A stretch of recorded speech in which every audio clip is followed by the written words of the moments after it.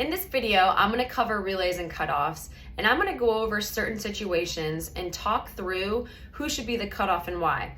Now, I found some practice film from Washington's softball team. I'm going to use that as my visual so that way you can see who is moving where when the ball is hit. If a ball is hit to right field, center field, or left field, and the ball stays in front of a defender, your first baseman is going to be that cutoff. Now, this is all coach's preference, but if there is a ball hit to left field and it's hugging more towards the line and that ball stays in front of the left fielder, you can have your third baseman be the cut to home. The reason for that is if it's a shot past third base, and let's say the third baseman goes for it, first baseman has to hold because there might be a play at first.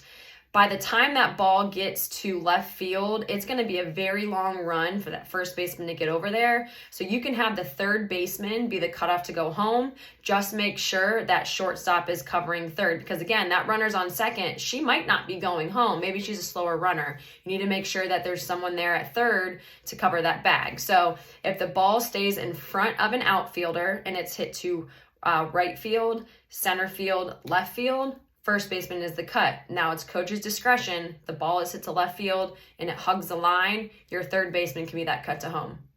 Let's say now the ball is hit past the outfielder, so in the gap to the fence. Your middle infielders are now going to be the cutoffs. So if a ball is hit past a right fielder or it's in right center, your second baseman is going to be the cut. If a ball is hit to left field, left center, over the outfielder's head, it's going to be the shortstop. Now, where the shortstop or second baseman align depends on where the runners were at and who is running.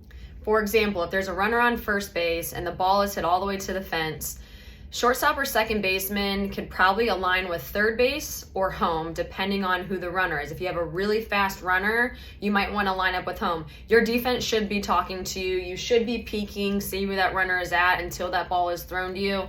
So runner on first base, you could probably align with third or home, depending on the runner. If there's a runner on second base and the ball is hit to the fence, shortstop or second baseman should probably be aligning with second base because they know that girl at second more times than not, she's going to be safe at home. We don't need to waste a throw, have that other runner advance. We want to cut down on the bases and make sure that the girl who just hit that ball only gets a double, or we could hold her to a long single. Let's talk about if a ball is hit to right field. If it's a fly ball or a gapper and there's a runner on first base or second base. So let's start first with if there's a fly ball to right field and there's a runner on second base. Girl hits the ball to right field. The shortstop is going to be the cutoff to third. So the reason for that is a couple things. One, the shortstop has such a better angle taking that cutoff. They can see if that girl kind of bluffs, they can cut the ball. If they do cut the ball and the girl wants to go back to second, it's just a nice, easy catch toss.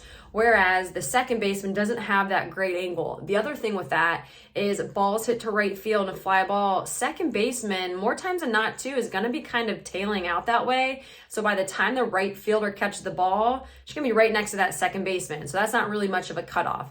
Shortstop has a better angle. They can see the ball.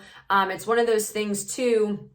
If the shortstop is the cutoff, second baseman needs to make sure that they're there at second base in case there's a play. Now, same thing applies if there is a runner on first base and let's say there's a ground ball, kind of like a gapper in between right field and center field. So like right center. Shortstop's going to be your cutoff. So now shortstop, usually if there's a ball as runner on first and a ball is hit to right field, they'll go over, kind of cover second base. If they see if it's more of a gapper, they're going to come off that bag and then they're going to be the cutoff because kind of like I said in that last portion about the fly balls and why shortstop should be a cutoff, second baseman is also probably going for that ball and they're going to be very close to that right fielder. So shortstop's got a better angle and it's a little bit further a distance, kind of like it's like halfway between the defender or the right fielder and third baseman.